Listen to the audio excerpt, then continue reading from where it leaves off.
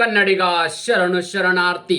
ಪ್ರೀತಿಯ ಸ್ನೇಹಿತರೆ, ಇವತ್ತಿನ ನಮ್ಮ ಒಂದು ಜಾಬ್ ಸರ್ಚ್ ಏನಪ್ಪಾ ಅಂತಂದ್ರೆ ಇಂಡಿಯನ್ ಏರ್ ಫೋರ್ಸ್ ನೇಮಕಾತಿ 2026. ಸ್ನೇಹಿತರೆ, ಈ ಒಂದು ಹುದ್ದೆಯನ್ನು ಪಡೆದುಕೊಳ್ಳಬೇಕಾದ್ರೆ ಯಾವೆಲ್ಲ ಒಂದು ಕ್ವಾಲಿಫಿಕೇಶನ್ ಆಗಿರಬೇಕಾಗುತ್ತೆ, ಯಾವ ಒಂದು ವಯೋಮಿತಿ ಒಳಗಡೆ ಇರ್ತಕ್ಕಂಥ ಅಭ್ಯರ್ಥಿಗಳು ಈ ಒಂದು ಹುದ್ದೆಗೆ ಅರ್ಜಿಗೆ ಸಲ್ಲಿಸಬಹುದಾಗಿದೆ. ಓವರ್ ಆಲ್ ಆಗಿ ಒಂದು ನೋಟಿಫಿಕೇಶನ್ ಬಗ್ಗೆ ಫುಲ್ ಮಾಹಿತಿ ನಾನು ನಿಮಗೆ ಈ ವಿಡಿಯೋ ತಿಳಿಸ್ಕೊಡ್ತೇನೆ. ಅದರ ಜೊತೆಗೆ ಇದು ಒಂದು ಒಳ್ಳೆ ವಿಷಯ ಅಂತಾನೆ ಹೇಳಬಹುದಾಗಿದೆ. ಯಾಕಪ್ಪ ಅಂತಂದ್ರೆ ದೇಶ ಸೇವೆ ಮಾಡ್ತಕ್ಕಂಥ ಹಂಬಲನ್ನ ಇಟ್ಕೊಂಡಿರ್ತಕ್ಕಂಥ, ಅಂದ್ರೆ ದೇಶ ಸೇವೆಗೆ ಒಂದು ತಮ್ಮ ಒಂದು ಅರ್ಪಣೆನ ಸಮಿಸ್ತಕ್ಕಂಥ ಒಂದು ಯುವಕ ಯುವತಿಯರಿಗೆ ಒಂದಿದು ಭಾರತಾಂಬೆ ಸೇವೆ ಮಾಡೋಕೆ ಒಂದು ಒಳ್ಳೆಯ ಒಂದು ಉದ್ಯೋಗ ಆಪರ್ಚುನಿಟಿ ಅಂತ ಹೇಳಬಹುದಾಗಿದೆ. ಎಷ್ಟೋ ಜನ ಡ್ರೀಮ್ ಅನ್ನ ಕಟ್ಕೊಂಡಿರ್ತಾರೆ, ನಾನು ಒಂದು ಭಾರತ ಸೇನೆಯಲ್ಲಿ ಅಥವಾ ಒಂದು ಭಾರತ ವಾಯುಪಡೆಯಲ್ಲಿ ಅಥವಾ ನೌಕಾಪಡೆಯಲ್ಲಿ ಯಾವುದಾದ್ರೂ ಒಂದು ಭಾರತಾಂಬೆಯ ಸೇವೆಯನ್ನ ಮಾಡೋಕೆ ಅವಕಾಶವನ್ನಗೋಸ್ಕರ ಎಷ್ಟೋ ಒಂದು ಫಿಟ್ನೆಸ್ ಆಗಿರ್ಬೋದು, ಎಕ್ಸಾಮ್ ಪ್ರಿಪರೇಷನ್, ಇಷ್ಟೆಲ್ಲವನ್ನು ಮಾಡ್ತಕ್ಕಂಥ ಒಂದು ಅಭ್ಯರ್ಥಿಗಳಿಗೆ ಇದು ಸುವರ್ಣ ಅವಕಾಶ ಅಂತ ಹೇಳಬಹುದಾಗಿದೆ. ಈ ಎಲ್ಲಾ ಹುದ್ದೆಗಳು ಒಂದು ಅಗ್ನಿಪಥ ಇರ್ತಕ್ಕಂಥ ಹುದ್ದೆಗಳು, ಅಂದ್ರೆ ಅಗ್ನಿವೀರರು ಇರ್ತಕ್ಕಂಥ ಹುದ್ದೆಗಳ ಬಗ್ಗೆ ಮಾಹಿತಿಯನ್ನು ತಗೊಂಡು ಬಂದಿದ್ದೀನಿ. ಪ್ರೀತಿಯ ಸ್ನೇಹಿತರೆ, ಭಾರತೀಯ ವಾಯುಪಡೆಯಿಂದ ಅಗ್ನಿಪಥ ಯೋಜನೆಯಡಿ ಅಗ್ನಿವೀರ ವಾಯು ಹುದ್ದೆಗಳ ನೇಮಕಾತಿಗೆ ಅವಾಹಿತ ಅಂದ್ರೆ ಮದುವೆ ಆಗದೆ ಇರೋದು, ಓಕೆ. ಸೊ ಅವಾಹಿತ ಪುರುಷ ಮತ್ತು ಮಹಿಳಾ ಅಭ್ಯರ್ಥಿಗಳಿಂದ ಅರ್ಜಿಗಳನ್ನು ಕರೆಯಲಾಗಿದೆ.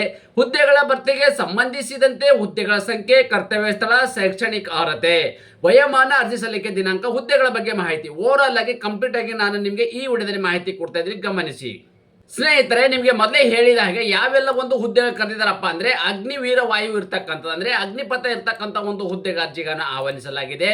ಕರ್ತವ್ಯ ಸ್ಥಳ ಎಲ್ಲಿಯಪ್ಪ ಅಂತಂದ್ರೆ ಹುದ್ದೆಗೆ ಆಯ್ಕೆಯಾದ ಅಭ್ಯರ್ಥಿಗಳು ಭಾರತದಲ್ಲೇ ಕೆಲಸವನ್ನ ನಿರ್ವಹಿಸಬೇಕಾಗತ್ತೆ. ಯಾಕಪ್ಪ ಅಂದ್ರೆ ಇದು ಭಾರತ ಸರ್ಕಾರದ ಹುದ್ದೆಗಾಗಿರೋದ್ರಿಂದ ನೀವು ಭಾರತಾದ್ಯಂತ ಕೆಲಸವನ್ನ ನಿರ್ವಹಿಸಬೇಕಾಗತ್ತೆ.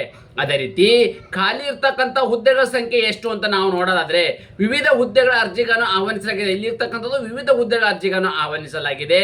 ಅದೇ ರೀತಿ ನಿಗದಿಪಡಿಸಿರುವ ಶೈಕ್ಷಣಿಕ ಅರ್ಹತೆ ಏನಾಗಿರ್ಬೇಕು ಅಂದ್ರೆ ಯಾವ ಒಂದು ಕ್ವಾಲಿಫಿಕೇಶನ್ ಆಗಿರ್ತಕ್ಕಂಥ ಅಭ್ಯರ್ಥಿಗಳು ಈ ಒಂದು ಹುದ್ದೆಗೆ ಅರ್ಜಿಗಳನ್ನು ಸಲ್ಲಿಸಬಹುದು ಅಂತ ನಾವು ಮಾಹಿತಿ ನೋಡೋದಾದ್ರೆ ತಾವುಗಳಲ್ಲಿ ಗಮನಿಸಬಹುದಾಗಿದೆ. ಅಭ್ಯರ್ಥಿಗಳು 10+2 ತತ್ಸಮಾನ ಪರೀಕ್ಷೆಯಲ್ಲಿ ಗಣಿತ, ಭೌತಶಾಸ್ತ್ರ ಮತ್ತು ಇಂಗ್ಲಿಷದೊಂದಿಗೆ ಸರಾಸರಿ 50% ಅಂಕಗಳೊಂದಿಗೆ ಹಾಗೂ ಇಂಗ್ಲಿಷ್ನಲ್ಲಿ ಕನಿಷ್ಠ 50% ಅಂಕಗಳೊಂದಿಗೆ ಉತ್ತೀರ್ಣರಾಗಿರ್ಬೇಕಾಗತ್ತೆ.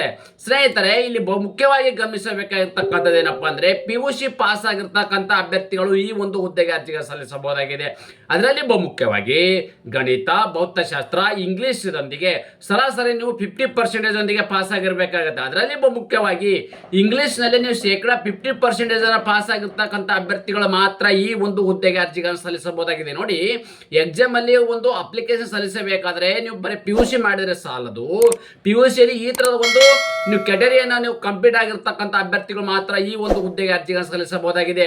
ಅದೇ ರೀತಿ 3 ವರ್ಷಗಳ ಕಾಲ ಡಿಪ್ಲೊಮಾ ಕೋರ್ಸ್ ಅನ್ನು ಮಾಡಿರ್ತಕ್ಕಂಥ ಅಭ್ಯರ್ಥಿಗಳು ಕೂಡ ಅರ್ಜಿಗಳನ್ನು ಸಲ್ಲಿಸಬಹುದಾಗಿದೆ. ನೋಡಿ, PUC ಅಥವಾ 3 ವರ್ಷಗಳ ಕಾಲ ಡಿಪ್ಲೊಮಾ ಪಾಸ್ ಆಗಿರ್ತಕ್ಕಂಥ ಅಭ್ಯರ್ಥಿಗಳು ಕೂಡ ಈ ಒಂದು ಹುದ್ದೆಗೆ ಅರ್ಜಿಗಳನ್ನು ಸಲ್ಲಿಸಬಹುದಾಗಿದೆ.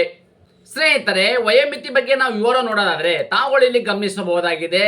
1 ಜನವರಿ 2026 ನೋಡಿ, 1 ಜನವರಿ 2026, ಜುಲೈ 1, 2009 ನೋಡಿ, 1 ಜನವರಿ 2006ರಿಂದ 1 ಜುಲೈ 2009 ಒಳಗಡೆ ಜನಿಸಿರ್ತಕ್ಕಂಥ ಅಭ್ಯರ್ಥಿಗಳು ಮಾತ್ರ ಈ ಒಂದು ಹುದ್ದೆಗೆ ಅರ್ಜಿ ಸಲ್ಲಿಸಬಹುದಾಗಿದೆ. ನೋಡಿ, ಯಾವಾಗಪ್ಪ ಅಂದ್ರೆ 2006ರಿಂದ 2009 ನಾನು ಹೇಳಿದ ತಿಂಗಳ ಒಳಗಡೆ ಜನಿಸಿರ್ತಕ್ಕಂಥ ಅಭ್ಯರ್ಥಿಗಳು ಮಾತ್ರ ಈ ಒಂದು ಹುದ್ದೆಗೆ ಅರ್ಜಿಗಳನ್ನು ಸಲ್ಲಿಸಬಹುದಾಗಿದೆ. ಅದೇ ರೀತಿ ಆಯ್ಕೆಯಾಗಿರ್ತಕ್ಕಂಥ ಅಭ್ಯರ್ಥಿಗಳಿಗೆ ಪ್ರತಿ ತಿಂಗಳು ಸಿಗ್ತಕ್ಕಂಥ ವೇತನ ಎಷ್ಟು ಅಂತಂದ್ರೆ ನಿಮಗೆ ಮೊದಲೇ ಹೇಳಿದ ಹಾಗೆ ಇರ್ತಕ್ಕಂಥ ಯಾವ ಹುದ್ದೆಗಳು ಅಗ್ನಿವೀರ ಇರ್ತಕ್ಕಂಥ ಹುದ್ದೆಗಾಗಿರೋದ್ರಿಂದ ಮೊದಲನೇ ವರ್ಷಕ್ಕೆ ನಿಮಗೆ 30,000 ರೂಪಾಯಿವರೆಗೂ ವೇತನ, 2ನೇ ವರ್ಷಕ್ಕೆ ನಿಮಗೆ 33,000 ರೂಪಾಯಿ ವೇತನ ಸಿಗಲಿದ್ದು, 3ನೇ ವರ್ಷಕ್ಕೆ ನಿಮಗೆ 36,500 ರೂಪಾಯಿವರೆಗೂ ವೇತನವಿರಲಿದೆ. ಅದೇ ರೀತಿ 4ನೇ ವರ್ಷಕ್ಕೆ ಸಿಗ್ತಕ್ಕಂಥ ವೇತನ 40,000 ರೂಪಾಯಿವರೆಗೂ ವೇತನ ನಿಮಗೆ ದೊರೆಯಲಿದೆ.